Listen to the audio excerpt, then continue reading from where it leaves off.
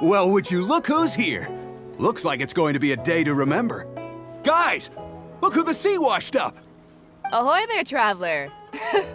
So Captain really did invite you to join the homecoming celebration. Hey, I heard that you took care of another crisis while you were in Inazuma. Are the rumors true? That's what I heard too. Thanks to you, Inazuma's vision hunt decree was finally put to an end. Well done, traveler. Captain's got quite the eye for people. She said she was sure that your trip to Inazuma would stir up some waves. And sure enough... Look at you, being so modest. We all know what you did to protect Liyue Harbor. I've heard that they tell stories about you in Mondstadt, too. The honorary knight. Pretty impressive. I'd say someone of your caliber would be right at home in the cracks. Right, sailors? That's right. Wow, I'm getting excited just thinking of being the Traveler's crewmate. Hey, what do you say we arm wrestle? I was worried you'd be too busy to show up. Oh, Captain on deck! Captain, we were just trying to talk the Traveler into joining the crew. Yeah, come on, Captain Bэй Dou. Surely you've got a way to get the Traveler on board. Oh, he's on board right now for the celebration, isn't he? Yeah, but just one celebration together is not enough. You know what we mean, Captain. All right, I get it now. There is something special about you, Traveler. You earned everyone's respect, myself included. So it goes without saying that the Crux would be honored to have a crew member such as yourself. No doubt about that. But then again, a hero like yourself doesn't just set off on a journey without some bigger purpose in mind. So should a hero really drop what they're doing just to spend day after day drifting at sea with us? Well, if that were the case, then the Crux, known for always moving forward to the next horizon, would instead be holding someone back. Right. I guess we didn't think that part through. Remember, rather than seeking out strong members to join us, you should be focusing on making yourselves the strongest that you can be. If we are powerful, they will come to us. Isn't that why everyone here chose to come aboard in the first place? Yes. A strong sailor is always looking for a sturdy ship. I guess I almost forgot the first lesson you ever taught me. Thanks for the reminder, Captain. Just be sure you all keep that in mind. Now, there's no more need to hound the Traveler, as you were. The Traveler and I have something to discuss. I'm glad you came. Welcome back aboard.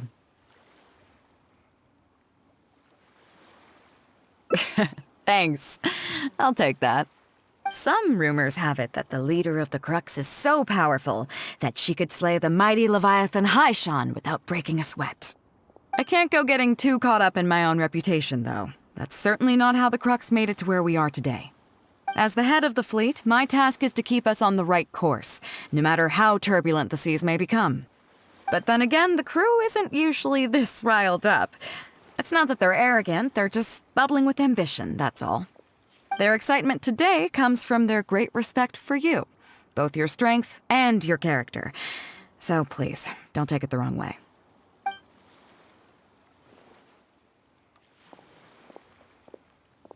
Oh, is that so? Well, it just so happens that we're doing some recruitment and training for new crew members while we're back. It'll be a first-rate chance to learn the life of a sailor. Since you're interested, why don't you come along and experience a sailor's life firsthand? I'm curious to see if you'll take the sea by storm in the same way you have on land. Good. Come with me. I've got something interesting for you to see.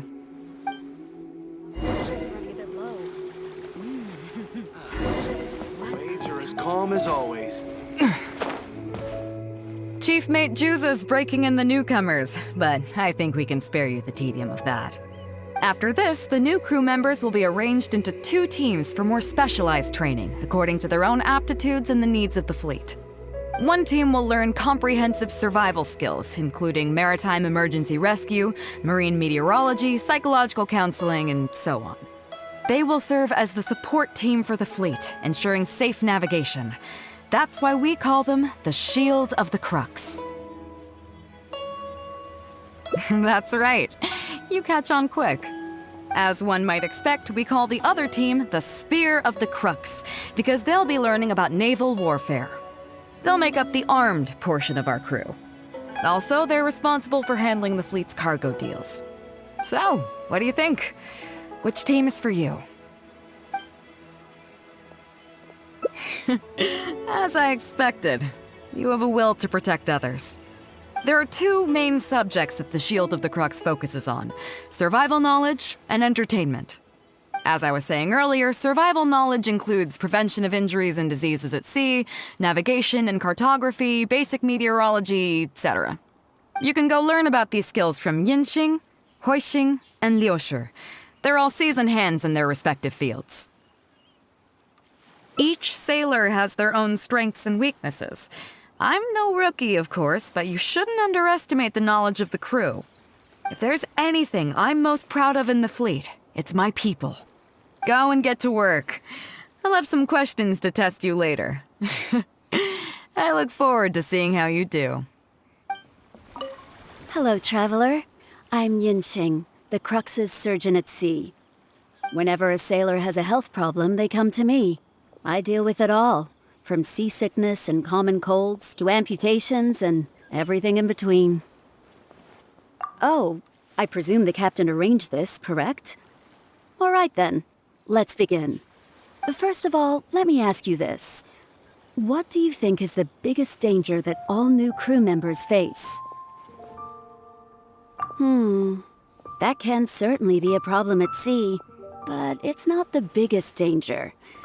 The most dangerous thing for a newcomer is to underestimate the dangers of life at sea.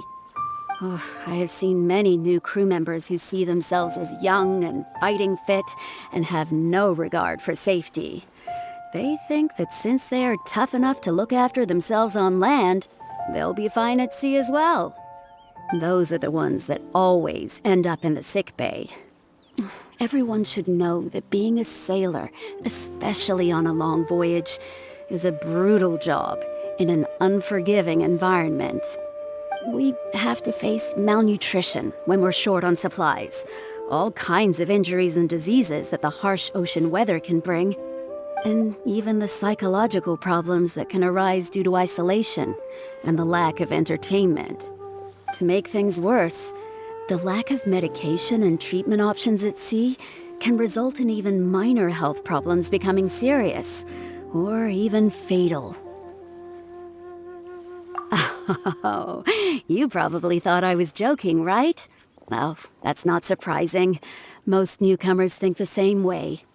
But hopefully you now realize that with a little extra precaution, a lot of these things can be avoided. Well, I think that's enough for you to think over for now. Is there anything else you would like to know? Captain Bэй Dou?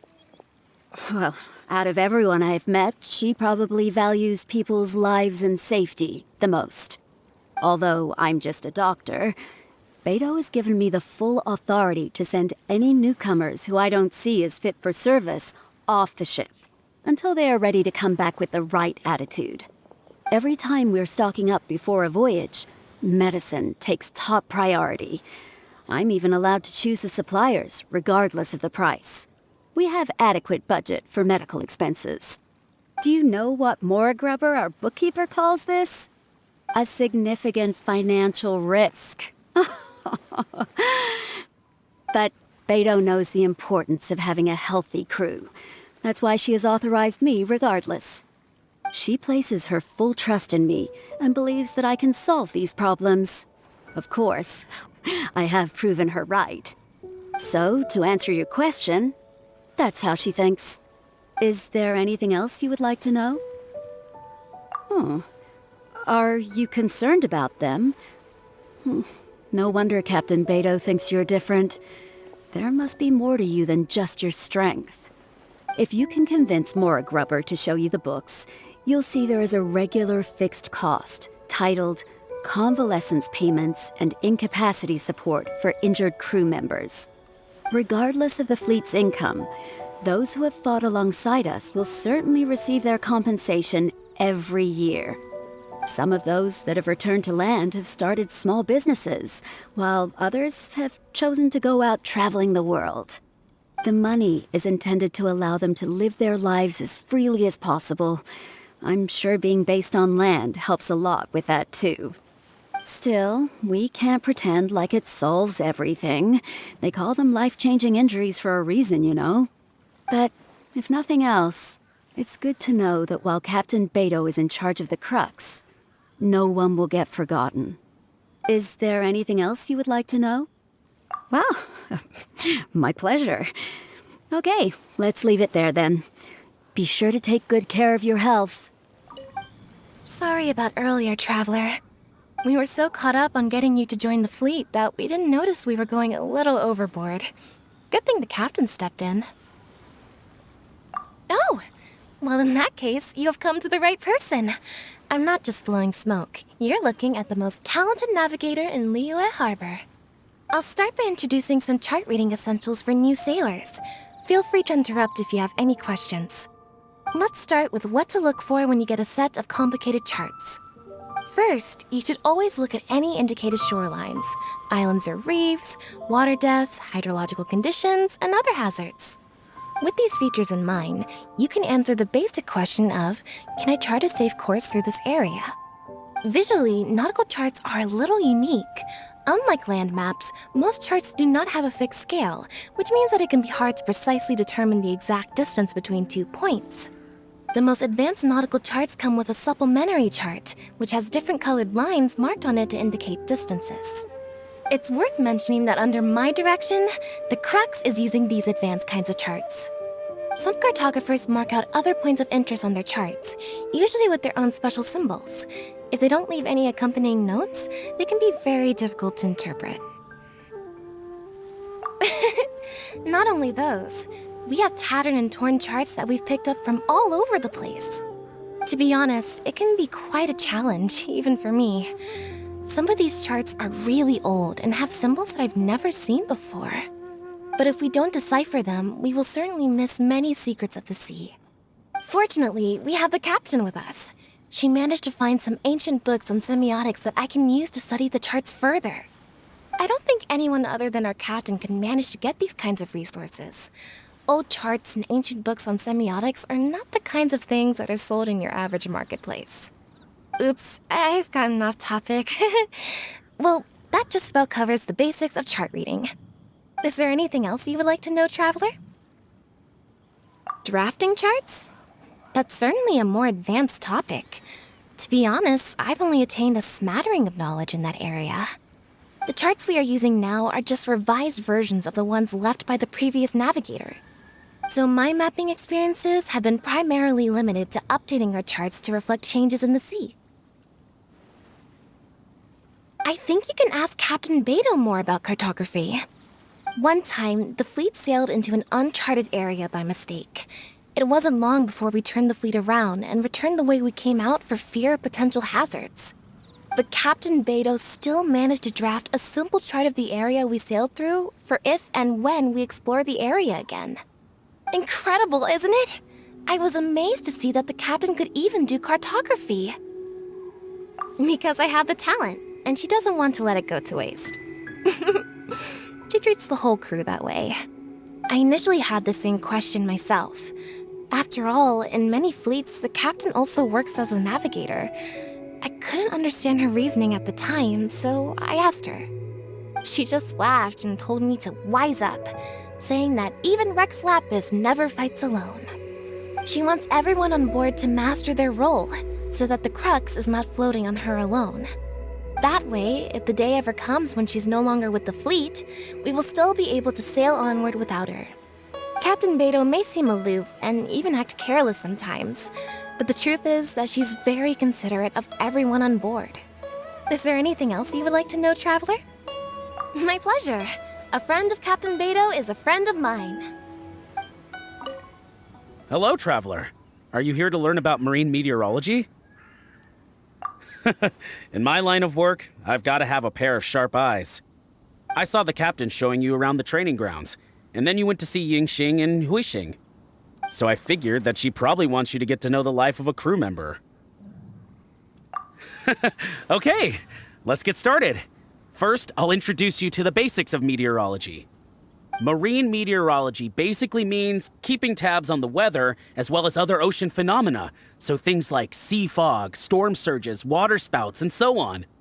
These are all potential threats to safe navigation. Luckily, whatever weather might be coming up, there's always some kind of sign that gives it away in advance. Take water spouts, for example. They're caused by high-speed rotating winds on the surface of the ocean. They can engulf large ships and do immense damage.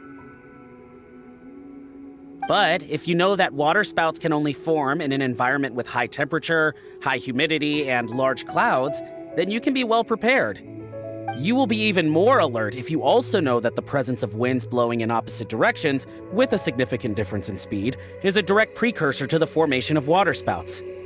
And most importantly, if you spot a small white vortex emerging from the clouds, you should immediately notify the crew to steer clear of what's ahead. So there you go. Those are the warning signs of waterspouts. I am proud to say that over the years, I haven't let a single one sneak up on my watch. I've got to confess, I learned almost everything I know from the captain. All the stuff about meteorology that I just told you about, she's the real expert. Do you know the small fishing village next to Wangshu Inn? I heard that when Captain Bэй Dou was a kid, she worked there fishing. Later, she made her way to the harbor where she struggled to make a living.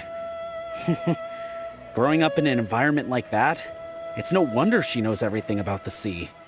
When I first came on board, I lived every day wallowing in doubt, wondering if my former career as a sailor was all just a waste. But as I gradually learned some new things and became more experienced, I finally realized what makes the Crux so great. After all, not every fleet has the uncrowned Lord of the Ocean as their leader. I feel lucky just to have joined. Find me anytime if you want to know more. So you've already finished talking to the crew, huh? I thought it would take you a while longer. So, what did you think? Now you know that the shield of the Crux is not such an easy job. Let's get started. First of all, life on the sea isn't always plain sailing. Injuries and illnesses happen all the time. But what is the single biggest danger facing crew members? Is that your final answer? All right, on to the second question. As you've just learned, the fleet plots its route using nautical charts. The charts used by the Crux have additional charts attached. The supplementary chart has lots of lines in various colors for added reference. What is the purpose of these lines?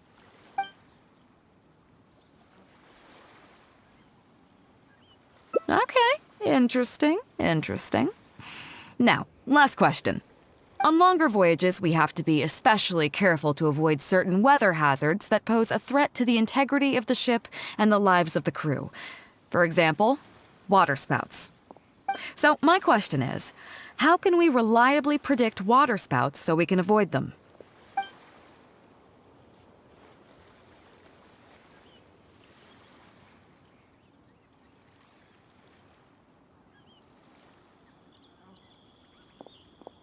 Okay, those are all my questions. Do you want to know how you did? I gotta say, each time I think I've wrapped my head around how great you are, you surprise me with something new. You got them all correct. They weren't the most difficult questions, but they weren't ones you could bluff your way through either. You've clearly been paying attention to my crew. Okay then, now it's time to apply that endless talent of yours to learning some new recreational activities. Don't worry, all our recreational activities are respectable and, above board. You need to realize that being out at sea might be fun for the first few days while everything's new, but before too long, looking at the same old sea every day and being so isolated from everything can really cause people to struggle mentally. That is why regular recreational activities are an absolute necessity. We offer a lot of fun courses for our newcomer training, including fishing, photography, chess. Oh, and thanks to Kazuha, these days we also offer poetry and music appreciation, as well as communal wind listening. Each newcomer has to participate in at least one, so that they've got some way of keeping themselves occupied at sea further down the line. Of course, if you'd prefer wrestling sea monsters with your bare hands, that can be arranged. Well, for today at least, let's stick to the training schedule drawn up by Juza. If I remember correctly, it should be photography today. Come on, I'll show you.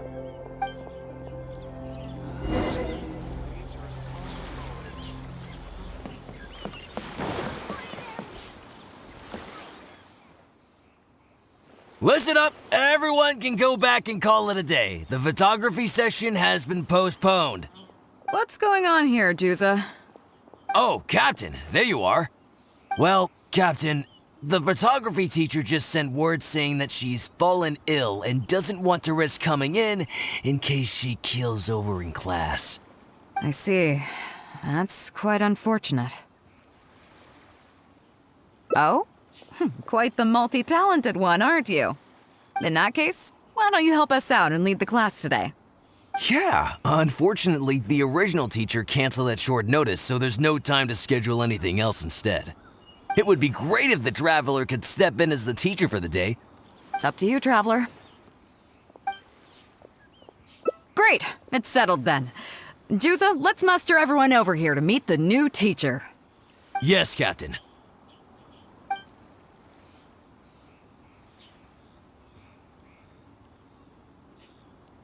Okay, that's 1, 2, 3.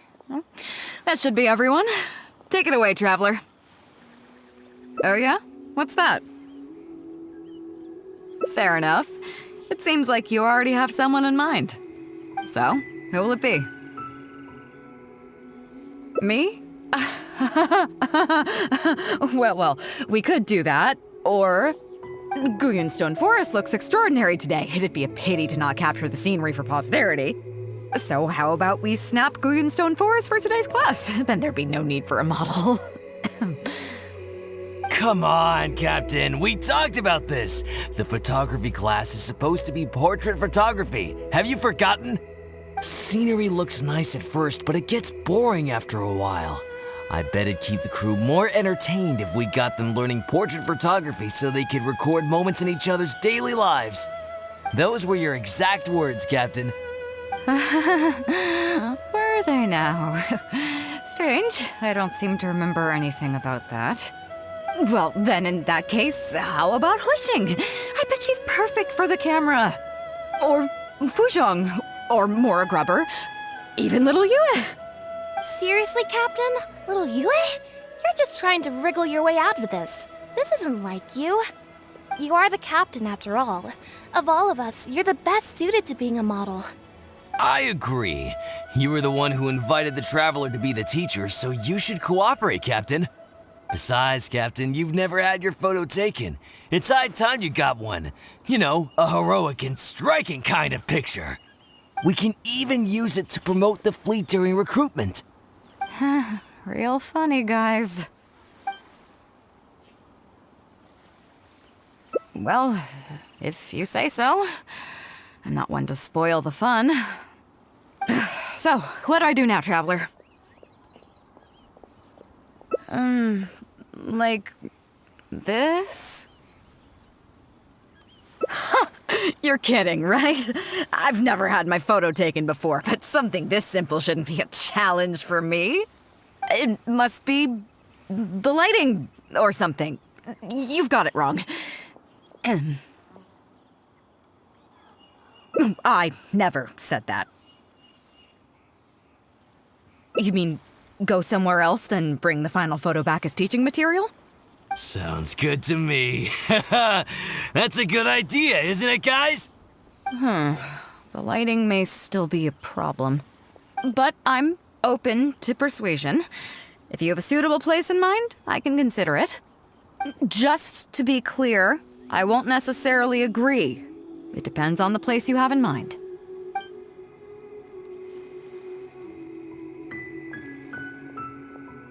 The fishing village near Wangshu Inn? That place is deserted now, isn't it? How do you even know that place anyway? It's tiny. I don't think I've ever seen it on a single map. I'm surprised that you'd remember such a trivial detail. He's right, though. I did live there for a while. And now that you've mentioned it, it's given me the urge to go back and take a look around. Well then, let's go. We can take this opportunity to pay my old home a visit.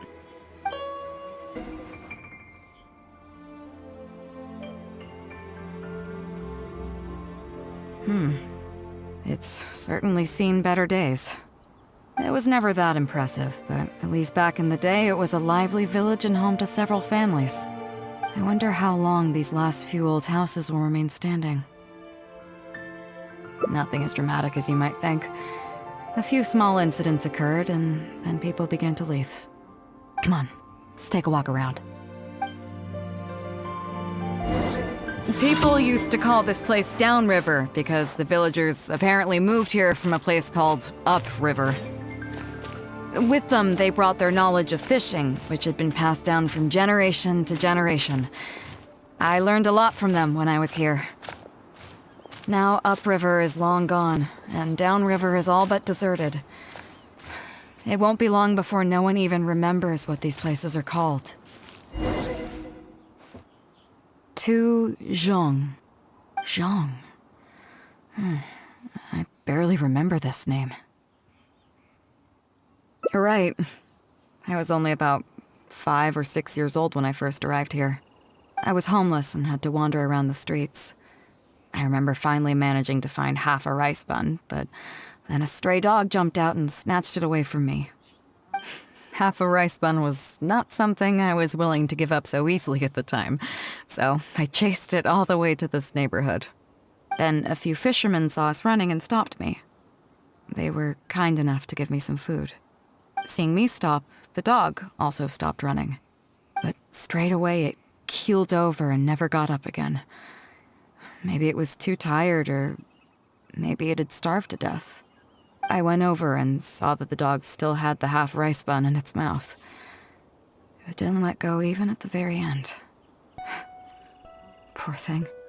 Had I known the dog was so weak, I would have let it take that half rice bun. I could tell they were wary of me at first. I was the dirty little kid who had just chased a dog to death over some scraps of food. But I got lucky.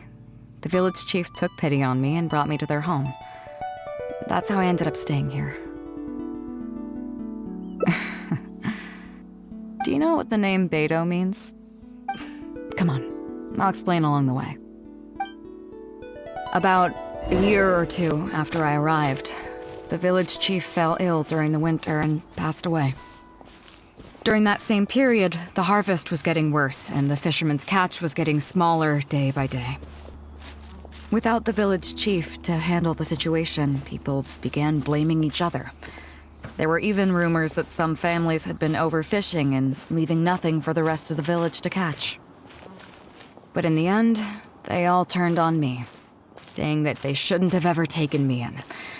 They said I was bad luck. They pointed to how that dog died on the first day I arrived. Next thing you know, the village chief dies, and then all the fish die out. They said I was a living curse, and the downfall of the village was all my fault. I told them that I didn't understand. I'm not a curse, I'm just Bэй Dou. Then some of the villagers started shouting, and drove me out of the village. They shouted, "Nando controls life. Bэй Dou controls death. Bэй Dou controls death."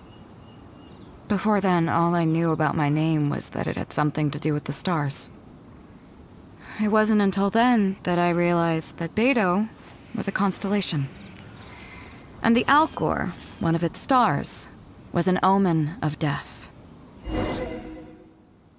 Here we are. This is the old house of the village chief. I bet he never expected that the little girl he took in would grow up to be seen as a curse that brought about the village's total destruction. What do you mean? Is that all? And let me guess, you got to Inazuma and the Electro Archon's Gnosis was taken as well? Well, you seem to wreak havoc on a grander scale than I ever could.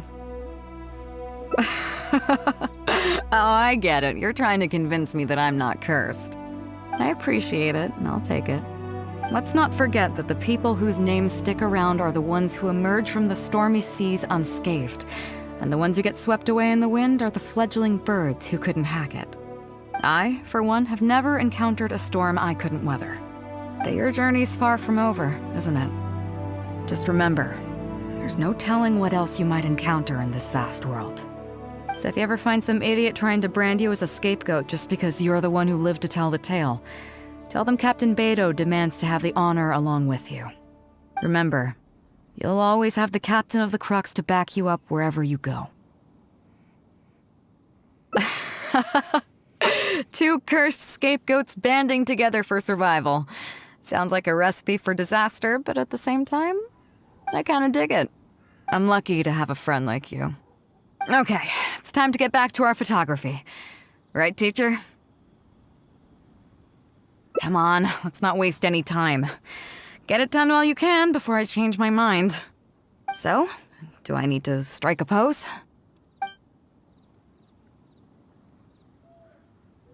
All right. How about this?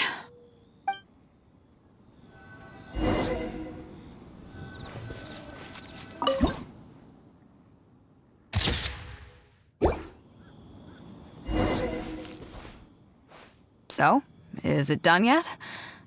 Please don't tell me that it looks weird. Show me. Yeah, sure, whatever. Now give it here.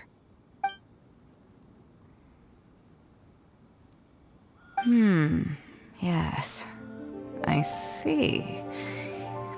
All right. On behalf of the Crux, thank you very much for your photography class today. You've been an excellent teacher, and I couldn't be more satisfied. Now, as captain of the Crux, I am exercising my official right to requisition this photograph for future promotion and recruitment purposes.